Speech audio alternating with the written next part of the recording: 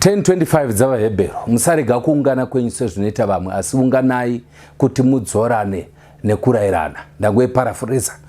kuChechi wakazodini? Obva wakangamwa. Ndati kuChechi wakazodini? Kuti uri kucollege, uri kuuniversity, wakaroorwa kana uri kushanda, hazvingakubvisi pana Mwari kaizvozvo. Dzokera kuChechi, inda unoungana nevamwe, murikure mudzorane.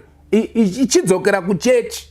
Wanikwa uri pane vamwewo, muchitaurawo nyaya, nyango une dambudziko rako, haringakugarisi kumbaka for eternity.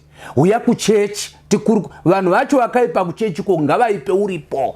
Taugwa uripo, ngavanye uripo. Dzoka kuChechi. Nyaya ndiri kuda kutaura neyo panapa bedzi ndeyekuti chidzoka kuChechi. Muko wakazaruka.